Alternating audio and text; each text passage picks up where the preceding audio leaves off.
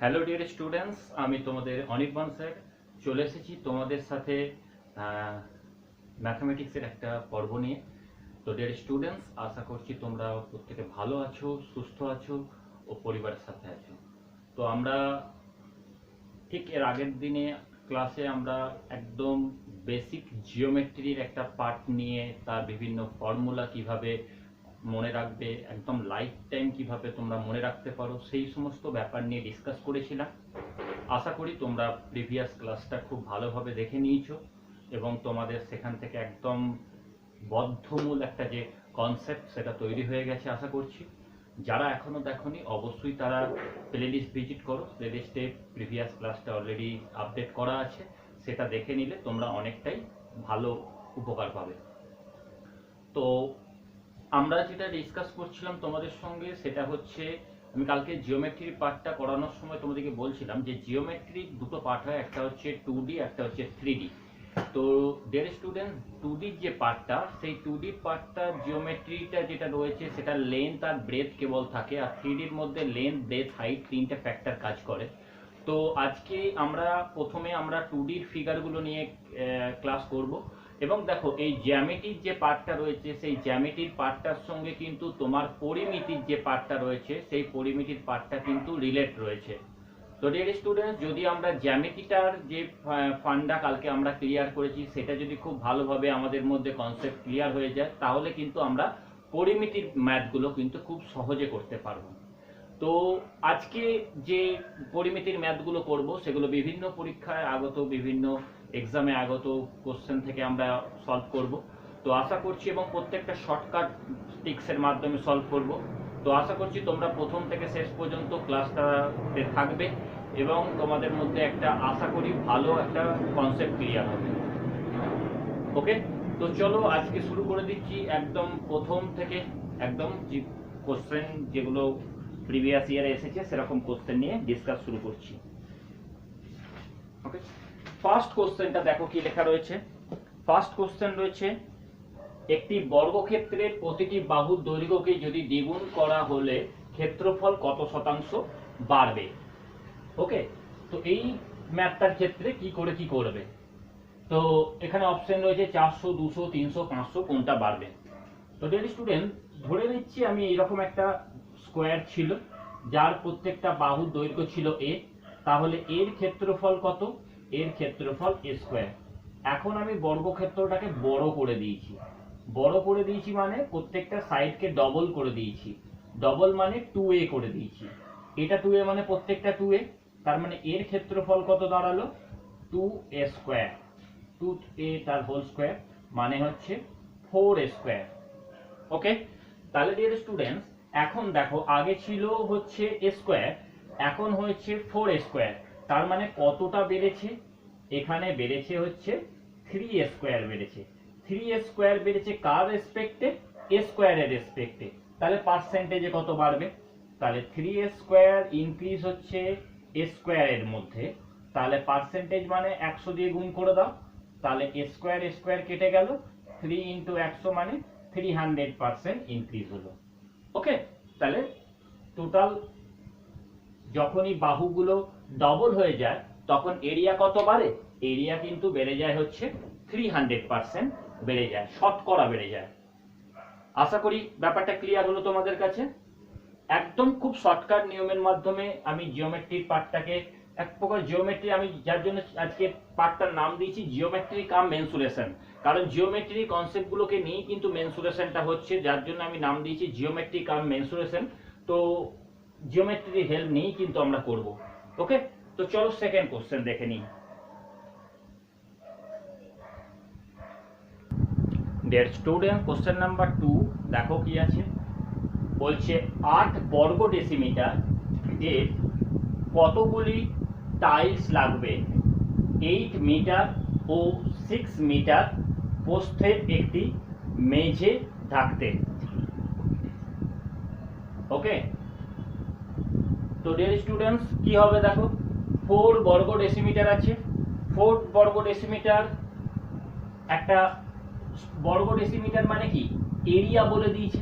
ধরো আমি কথা বলছি 4 বর্গ ডেসিমিটার বলেছে, তো ধরো এরকম একটা স্কোয়ার শেপ তাদের জায়গা, 4 বর্গ ডেসিমিটার মানে এদিকে 2 এদিকে 2 এরকম আর কি, এদিকে 2 ডেসিমিটার এদিকে 2 ডেসিমিটার, তার এরিয়া হলে হয় 4 বর্গ ডেসিমিটার, এরকম একটা স্কোয়ার শেপ জায়গা আছে। এর মধ্যে কতগুলি টাইলস লাগবে?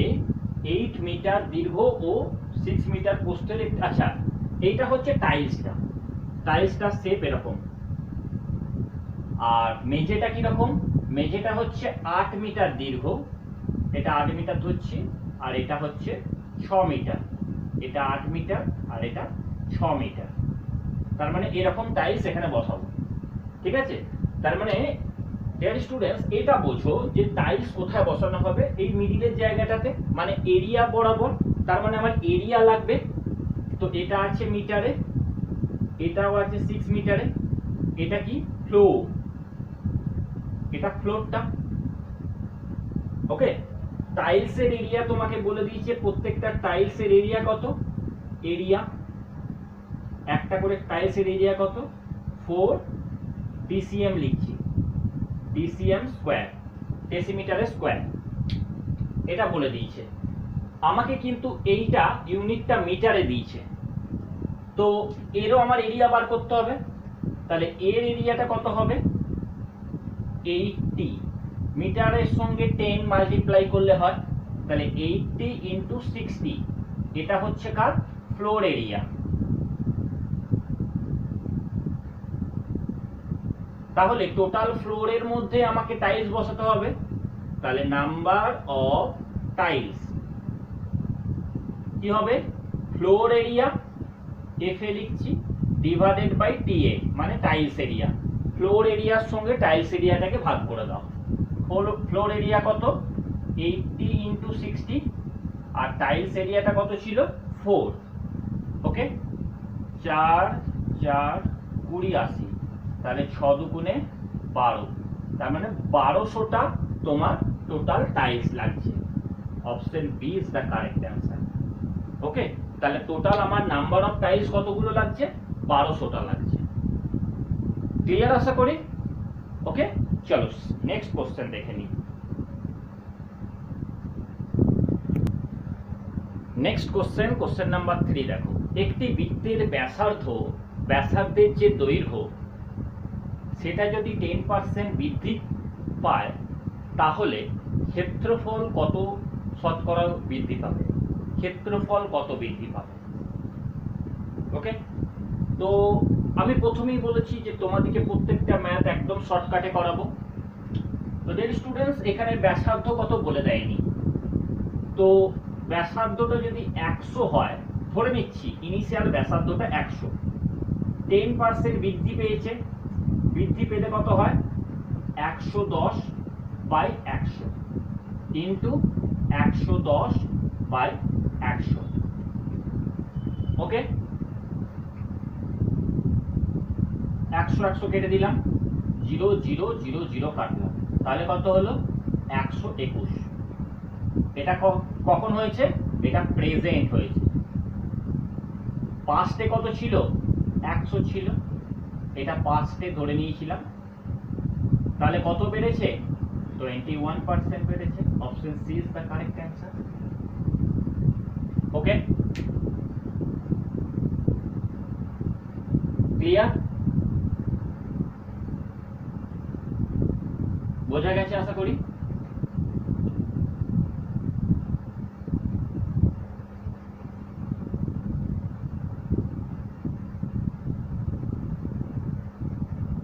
তো এই ম্যাথটাই আরেকটা ভাবে তুমি করতে পারো, সেটা হচ্ছে বৃত্তের ব্যাসার্ধের দৈর্ঘ্য যদি 10% বৃদ্ধি, তো এটা আমরা একটা কমন ফর্মুলা জানি যে plus of x plus of Y plus of x Y by 100। এই ফর্মুলা দিয়েও তুমি করতে পারো। এই ফর্মুলা দিয়ে তুমি বসাও, বৃদ্ধিটা হচ্ছে 10, এটাও হচ্ছে 10, প্লাস হচ্ছে 10 ইন্টু 10 বাই 100, 0 0 0 0 কেটে দাও, 10 ও 10 20 প্লাস 1 ইকুয়ালস টু 21%। কি হয়েছে? ইনক্রিজ হয়েছে। ক্লিয়ার আশা করি? তো তোমাদের যার কাছে যে প্রসেসটা সোজা লাগবে তোমরা সেই প্রসেসই করতে পারো। ওকে, নেক্সট ম্যাথ দেখে নিই।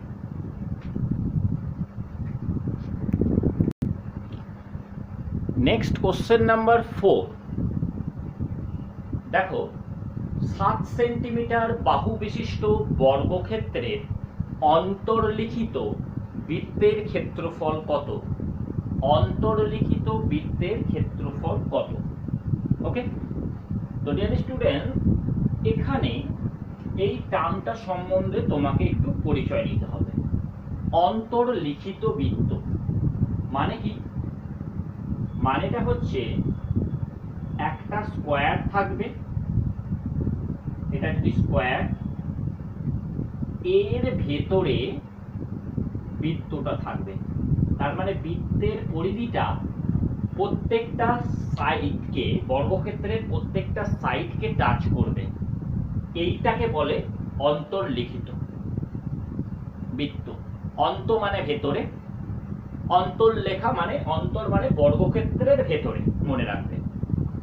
7 সেন্টিমিটার বাহু বিশিষ্ট বর্গক্ষেত্র, তাহলে বর্গক্ষেত্রের বাহুটা দিয়ে দিয়েছে। এটা কত? 7। এখান থেকে এটা কত? 7। এখান থেকে এটা কত? 7, এন্ড এটাও হচ্ছে 7। আমরা জানি বর্গক্ষেত্রের বাহুগুলো পরস্পর সমান। এবার মনে রাখবে, দেখো এইটা যদি 7 হয় তাহলে ঠিক এই পয়েন্ট থেকে যদি আমি এই পয়েন্ট পর্যন্ত একটা লাইন টানি ঠিক মাঝখান দিয়ে, সেটা কি হয়ে যাবে? বৃত্তের ব্যাস হয়ে যাবে বা ডায়ামিটার হয়ে যাবে। তাহলে ও অন্তর্লিখিত বৃত্তের ক্ষেত্রে ও বর্গক্ষেত্রের প্রত্যেকটা বাহুর সাইডের যা দৈর্ঘ্য হবে, বৃত্তের ব্যাসেরও সেই দৈর্ঘ্য হবে। তাহলে অন্তর্লিখিত বৃত্তের ক্ষেত্রে, অন্তর্লিখিত বৃত্তের ক্ষেত্রে বর্গক্ষেত্রের বাহুর দৈর্ঘ্য আর বৃত্তের ব্যাসের দৈর্ঘ্য সমান। পেয়ে গেলাম। তাহলে বৃত্তের ব্যাস, তাহলে বৃত্তের ব্যাসটা পেয়ে গেলাম কত? ব্যাস পেয়ে গেলাম 7 সেন্টিমিটার। তাহলে ব্যাসার্ধ কত? 7/2 সেন্টিমিটার। আমাকে কি বলেছে? ক্ষেত্রফল বার করতে বলেছে। কার ক্ষেত্রফল? অন্তর্লিখিত বৃত্তের। বৃত্তের ক্ষেত্রফলের ফর্মুলা কি? এরিয়া। এরিয়াটা কি হবে? পাই আর স্কোয়ার। পায়ের ভ্যালু কালকে বলেছিলাম কত? 22 এর 7। আরটা কত? 7 এর 2 ইন্টু 7 এর 2। 7 দিয়ে 7 কেটে দিলাম, 2 দিয়ে 22 কাটলাম, 11 হলো। তাহলে 77/2 হলো। ওকে, 77/2 যখনই হচ্ছে, এবার তুমি ডিভাইড করো। 2 দিয়ে 77কে, 2 3 6, 1 7, 2 8 16, 1 2 5 10। তাহলে কত হলো? 38.5 সেন্টিমিটার স্কোয়ার। কোথায় অপশন আছে? অপশন বি তে রয়েছে, দেখো 38.5 সেন্টিমিটার স্কোয়ার। ওকে, তাহলে শুধু যে জায়গাটা ফোকাস করতে হবে, যে অন্তর্লিখিতের বর্গক্ষেত্রের ভেতরে যদি অন্তর্লিখিত কোনো বৃত্ত থাকে, তাহলে সেই বর্গক্ষেত্রের প্রতিটা সাইডের যা দৈর্ঘ্য হবে, আমাদের যে বৃত্তটা তার ভেতরে অন্তর্লিখিত হচ্ছে, তার ব্যাসের দৈর্ঘ্যটা বর্গক্ষেত্রের সাইডের সঙ্গে ইকুয়াল হবে। এই কনসেপ্টটা থাকলেই এই ম্যাথগুলো সলভ করা যাবে। নেক্সট ম্যাথ দেখে নাও। Next math question number 5। দেখো, একটি বৃত্তের ব্যাসার্ধ যদি 50% বৃদ্ধি পায়, তাহলে তার ক্ষেত্রফল কত শতাংশ বৃদ্ধি পাবে? এর স্টুডেন্টস যারা কিন্তু নিয়মিত ম্যাথামেটিক্স চর্চার মধ্যে থাকে না, তো তাদের মনে হতে পারে যে 50 বেড়েছে মানে তার ডবল বেড়ে যাবে, 50 দুগুণে 100 বেড়ে যাবে। তো এটা করে দিয়ে এলে কিন্তু একদম শিওর তুমি নেগেটিভ খেয়ে যাবে। ওকে, কারণ অ্যাকচুয়ালি সেই ঘটনাটা ঘটে না। তো কত ছিল আমরা জানি না, আমরা ধরে নিচ্ছি বৃত্তের ব্যাসার্ধ তো ছিল 100, সেখান থেকে কত বৃদ্ধি পেয়েছে? 50 বৃদ্ধি পেয়েছে। তাহলে 100-র মধ্যে 50 বৃদ্ধি মানে কি হয়েছে? কত? 150। ওকে 50% বৃদ্ধি 150 হয়েছে, তার মানে 150 বাই 100, 100 100 কেটে দাও, 0 0 কেটে দাও, তাহলে বর্তমানে কত হয়েছে বেড়ে 15 15 225 হয়েছে। 225 এটা কি বর্তমান বা প্রেজেন্ট। আগে কত ছিল? তুমি ধরেছিলে 100, যেটা পাস্টে তুমি ধরেছিলে, তাহলে কত বাড়লো? 125% বেড়েছে। 125% মানে option C is the correct answer. Okay, আর তোমরা যদি আরেকটা যে নিয়মে দেখাচ্ছি সেটা হচ্ছে plus X plus of Y plus of x Y by 100। যেহেতু সবগুলো বৃদ্ধি, যার জন্য প্রত্যেকটা যে অ্যালজেব্রিক নাম্বার আছে এক্স ওয়াই প্রত্যেকের আগে প্লাস, কারণ বৃদ্ধির কথা বলেছে। ওকে, যদি হ্রাসের কথা বলতো, এই বৃদ্ধির জায়গায় হ্রাসের কথা বলতো, তাহলে আমি মাইনাস করতাম। তাহলে দেখো এখানে কি হয়েছে, 10% এই 50% বেড়েছে, তাহলে এটা 50, পরেরটা 50 প্লাস 50 ইন্টু 50 বাই 100। এই 0 0 0 0 কেটে দিলাম, 50 আর 50 করলে কত হয়? 100, আর 5 5 করলে কত হয়? 25। তাহলে ফাইনালি কত বাড়লো? 125%, 125% ইনক্রিজ হয়েছে। ওকে, তো আমি দুটো মেথডই তোমাদেরকে দেখিয়ে দিলাম, তোমরা তোমাদের পছন্দ মতো বেছে নিও, কোনটা তোমরা বুঝে মনে রাখতে পারছো সেই মতনই করো। আফটার অল তোমাকে ম্যাথটা করে আসতে হবে। নেক্সট ম্যাথ দেখে নিই।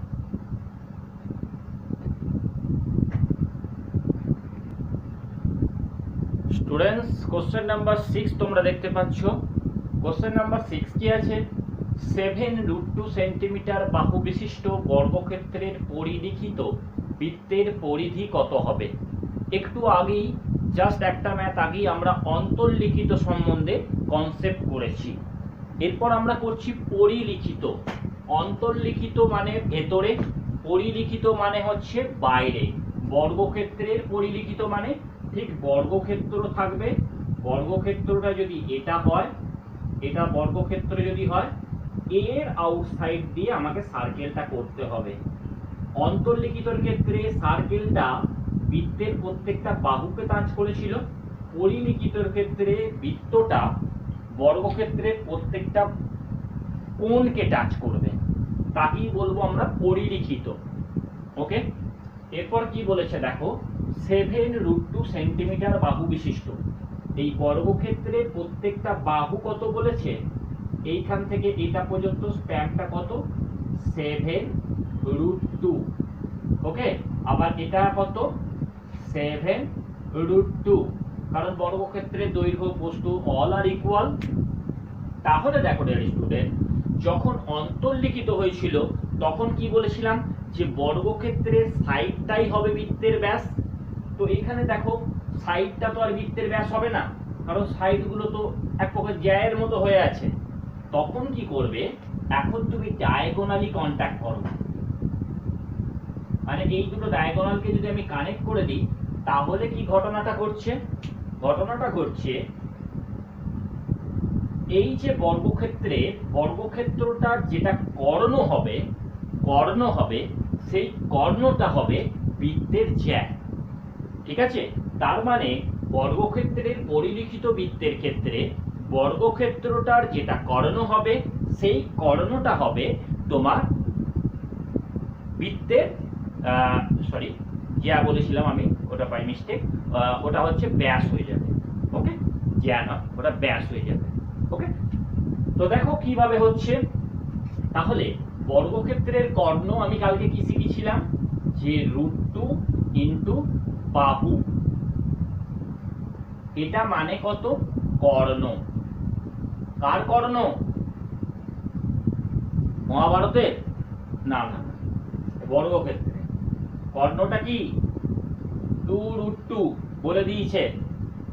ওকে, তাহলে এখানে √2 ইন্টু বাহু, ঠিক আছে। তো কর্ণ কি? কর্ণ হচ্ছে √2 ইন্টু বাহু। √2 কেটে দাও, কি হলো পেজটা? ও কর্ণটা ছিল কর্ণ, ও সরি সরি সরি সরি, এক মিনিট আমি একটু গোলমাল করে দিই, সরি। যাই হোক, এক মিনিট। বর্গক্ষেত্রের কর্ণ, তার মানে হচ্ছে কর্ণটাই আমাকে বার করতে হবে। কর্ণর ভ্যালু তো বলেনি, বাহুর ভ্যালু বলে দিয়েছে। তার মানে √2 বলে দিয়েছে। √2 ইন্টু বাহুটা কত? 7√2। এটা হচ্ছে কর্ণ। তাহলে কর্ণ কত হলো? 7 তো পেয়েই গেলে। √2 ইন্টু √2 গুণ করলে কত হয়? 2। তার মানে কর্ণ কত হলো? কর্ণটা হলো 14। 14টা কি? কর্ণ। এবার কর্ণর হাফ যদি করে দাও, সেটা কি হবে? কর্ণর হাফ করে দিলে সেটা রেডিয়াস হয়ে যাবে। তার মানে আমি এখানে ডায়ামিটার কত পেলাম? 14 সেন্টিমিটার। সিমিলার রেডিয়াস কত পেলাম? 14/2 মানে 7 সেন্টিমিটার পেলাম। এরপর আমি এরিয়া বার করতে বলেছে। এরিয়া পাই আর স্কোয়ার করে দাও। পায়ের ভ্যালু 22/7 ইন্টু 7 ইন্টু 7, কারণ রেডিয়াসটা হচ্ছে 7, 7 দিয়ে কাটলাম 154 সেন্টিমিটার স্কোয়ার। 154 কোথায় আছে? এই যে 154।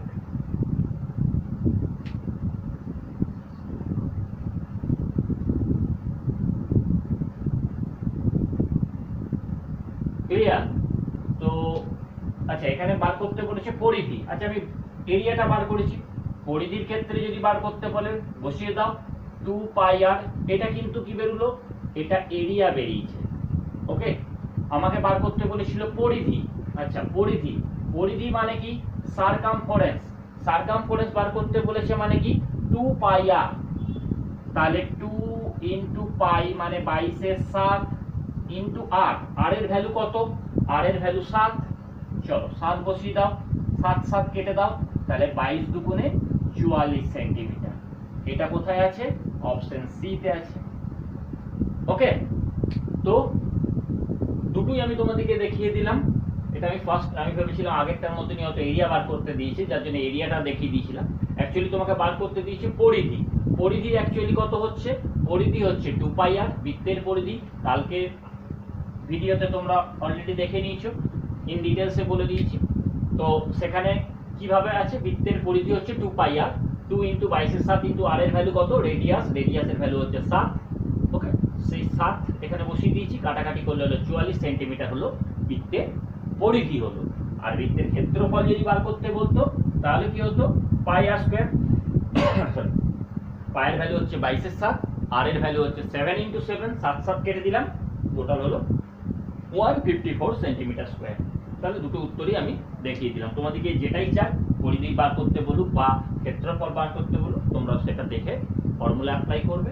আর এই যে পরিলিখিত বৃত্ত থেকে যে ডায়ামিটার বার করার নিয়মটা, যে কোনো বর্গক্ষেত্রের পরিলিখিত বৃত্ত হলে তার ডায়ামিটার বার করার নিয়মটা হচ্ছে, তার ডায়াগোনালটা হচ্ছে ডায়ামিটার।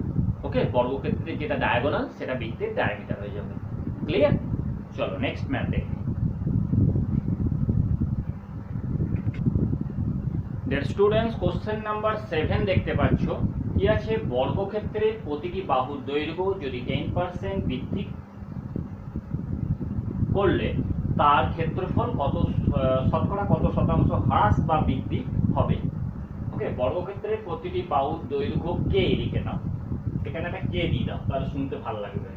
কে 10% বৃদ্ধি করলে তার ক্ষেত্রফল শতকরা কত বৃদ্ধি বা হ্রাস হবে। ঠিক আছে। তো ডিয়ার স্টুডেন্টস, এখানে আমাকে কিন্তু দৈর্ঘ্য কত বর্গক্ষেত্রে সেটা বলে দেয়নি। তাহলে আমি ধরে নিচ্ছি দৈর্ঘ্যটা ছিল 100, সেখান থেকে বেড়েছে 10%, তাহলে 100 10% হলে 110 হয়েছে। তাহলে দৈর্ঘ্য কটা হয়? এদিকে একটা এদিকে একটা, তাহলে আরেকটা তো 100 হলে এটাও 110 হয়েছে। তাহলে 100 কেটে দাও, এটা কেটে দাও, তাহলে 121। এটা কখন হয়েছে? প্রেজেন্ট, বর্তমানে হয়েছে। তাহলে আগে কত ছিল? আগে ছিল 100, কারণ তুমি ধরে নিয়েছিলে 100। এটা কি পাস্টে ছিল। ওকে, তার মানে কি হলো? এখন বেড়েছে, কত বেড়েছে? 21 বেড়েছে, সেইটাই শতকরা বৃদ্ধি। তাহলে 21% is the correct answer. Clear? Okay, আশা করি বুঝে গেছো। আর যারা এক্স ধরে করতে চাইছো তারাও করে নিতে পারো, এক্স ধরেও হয়ে যাবে যেহেতু বৃদ্ধি আছে।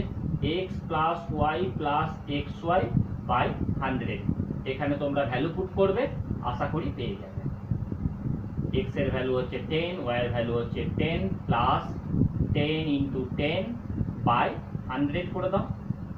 0 0 0 0 কেটে দাও, 10 আর 10 20, আর এখান থেকে 1 1 1 হচ্ছে প্লাস 1, তাহলে 21% ইনক্রিজ।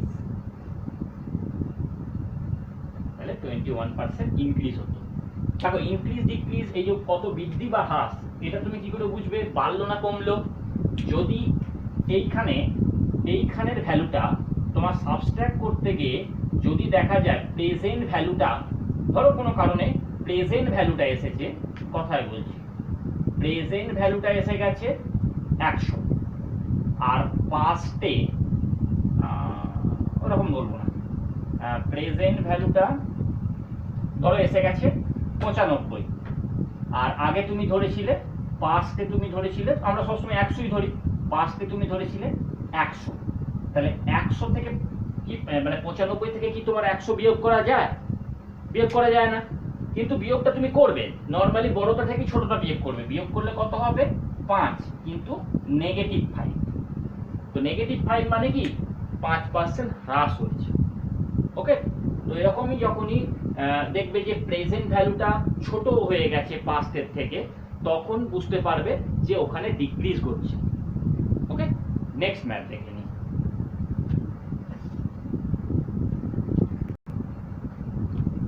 স্টুডেন্টস, কোশ্চেন নাম্বার 8 এ আমরা পৌঁছে গেছি। কোশ্চেন নাম্বার 8 দেখো কি আছে। একটি বৃত্তের ব্যাসার্ধ যদি 10% বৃদ্ধি হয় তাহলে পরিধি শতকরা কত শতাংশ বাড়বে? তো আশা করি তোমরা পারবে, একদম ইজি ম্যাথ আছে। 21% বাড়বে না 10% বাড়বে না 11% বাড়বে না 20% বাড়বে? তো করে ফেলো তোমরা, একদম সোজা ম্যাথ।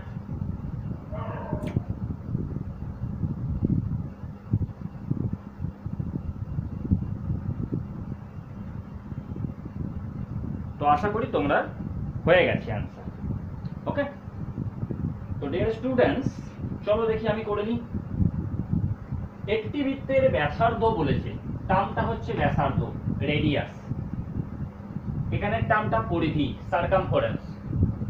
ওকে, একটি বৃত্তের ব্যাসার্ধ যখন r ছিল তখন তার পরিধি কত? 2πr। 10% বেড়েছে, 10% বেড়েছে মানে 10% বেড়েছে মানে 10/100 কত হয়েছে? 1/10। বেড়ে কত হয়েছে?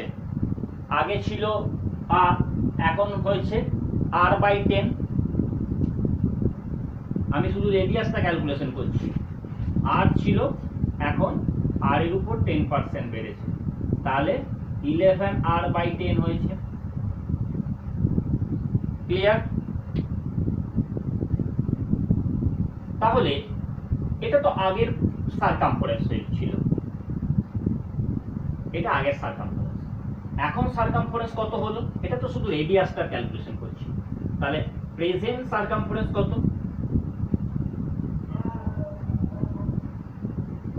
2 into pi into 11r/10। ওকে, তাহলে দেখো 2π টা প্রত্যেক জায়গায় কমন, তাহলে অ্যাকচুয়ালি বেড়েছে কতটা? এটা বেড়েছে, তাহলে এখন হয়েছে 11r/10, আগে কত ছিল? r, তাহলে বৃদ্ধিটা কত? 11r minus 10r/10। Okay, equals to কত বাড়লো?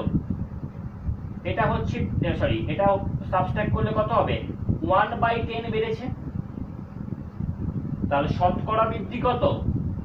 শতকরা বৃদ্ধি মানে 10 10 কেটে দিলাম, মানে 10%। Option B is the correct answer. আশা করি তোমাদের সবার উত্তর এসেছিল 21%। এটা আসাটাই স্বাভাবিক তোমাদের, কারণ তোমরা এই শর্টকাট দুনিয়াতে ঢুকে জীবনটাকেই শর্টকাট করে দিতে চাও। শর্টকাট করতে গিয়ে সব শর্ট সার্কিট করে দিয়ে চলে আসো পরীক্ষায়। ওকে, তোমরা অ্যাকচুয়ালি ম্যাথগুলো যখন করো তখন ম্যাথগুলো কি বলবো, টার্মগুলো না বুঝে, ম্যাথগুলো টার্ম কোনো বোঝার দরকার হয় না। ম্যাথ কি, আবার টার্ম বুঝবো কি, বাড়বে কমবে, যোগ করবো বিয়োগ করবো গুণ করবো করে দেবো। এই যে প্রেজেন্ট যা সিচুয়েশন এসেছে, কম্পিটিশন একই বলে। কম্পিটিশনটা এই জায়গাতে হবে, এই জায়গায় কম্পিটিশন হবে। তোমাকে মানে বলির পাঁঠা বানানোর জন্য প্রথমেই কিন্তু 21 দিয়ে রেখে দেবে। তো তোমরা কিন্তু এই ফাঁদেই কিন্তু ম্যাক্সিমাম লোক পা দিয়ে দেবে। দেখবে এইটা অ্যাকচুয়ালি ডিফারেন্সটা কোথায় বলে দিচ্ছি, মনে রাখো, আজকে শিখিয়ে দিচ্ছি, লাইফ টাইম মনে রাখো। বৃত্তের ব্যাসার্ধ বা বৃত্তের ব্যাস যাই বলুক, এইখানটা কোনো অসুবিধা নেই, এখানটা ঠিক আছে। যদি এখানে বলতো ক্ষেত্রফল, তাহলে 21 তোমার কারেক্ট অ্যান্সার ছিল ডিয়ার স্টুডেন্টস। ভুলটা কোথায় তোমরা করো? সচরাচর ক্ষেত্রফল সমান আমরা কি জানি, লেন্থ ইনটু ব্রেথ। তার জন্য যখন আমি 100 ধরছি, সেখানে 100-র উপরে 10% মানে 110 ধরছি, আবার 100-র উপর 10% মানে আবার 110 ধরছি। দেখো এখানে দুবার আমি ঘটনাটা ঘটাচ্ছি, ক্ষেত্রফল বলে এটা দুবার ঘটছে। এই জায়গাটা ডিফারেন্সটা কিন্তু লাইফ টাইম মনে রাখো। সবাই এই জায়গাটা ভুল করে, কিন্তু দেখো পরিধি মানে 2πr, এই জায়গাটার মধ্যে তো কোনো স্কোয়ার নেই, কিন্তু ক্ষেত্রফলে কিন্তু আর এ স্কোয়ার ছিল। আর এ স্কোয়ার ছিল বলে কিন্তু আমি কি করেছি, এই ঘটনাটা দুবার ঘটিয়েছি, মানে রেডিয়াসটাকে দুবার ইনক্রিজ দেখিয়েছি, স্কোয়ারটা ছিল বলে। ডিফারেন্সটা বুঝে যাও, লাইফ টাইম মনে থাকবে। অন্যদের সঙ্গে তোমার পার্থক্য এই জায়গাটাতে হয়ে যাবে যে তুমি লাইফে এই ভুলটা আর কোনোদিন করবে না। তোমার পরিধি বললে সারা জীবন তুমি মনে রাখতে পারো একটা শর্টকাট ফর্মুলা বলে দিচ্ছি, x²/100। x²/100, x² হবে কি, 1 মিনিট না, x² হবে না, এটা করেও লাভ নেই, সরি, এটা করে লাভ নেই, যেটা দেখালাম এটাই হবে। x² করলে তোমার 10² মানে হচ্ছে ওখানে 100 হয়ে যেত, 100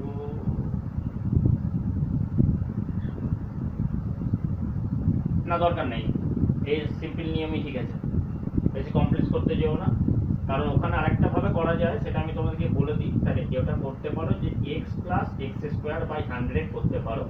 x এর ভ্যালু হচ্ছে 10 আর x² এর ভ্যালু হচ্ছে 10² মানে 100/100। তাহলে 100 দিয়ে এটা কাটলে 1 হবে, আর 10 + 1 মানে হচ্ছে 11 হবে। তো এটা ইনিশিয়ালি আমি তোমাদেরকে ইনস্ট্যান্ট ভেবে বললাম, ঠিক আছে, কিন্তু এটা আদৌ কতটা পরীক্ষালব্ধ সেটা আমাকে দেখতে হবে। ওকে, না এখানে মিলছেও না, তো তাহলে এখানে 10% আসছে, 10% আসছে না, হবে না, ছেড়ে দাও, এটা দরকার নেই। আমি ভাবছিলাম যদি হয়ে যায়, তো ছেড়ে দাও। তো যেটা দেখালাম এটা।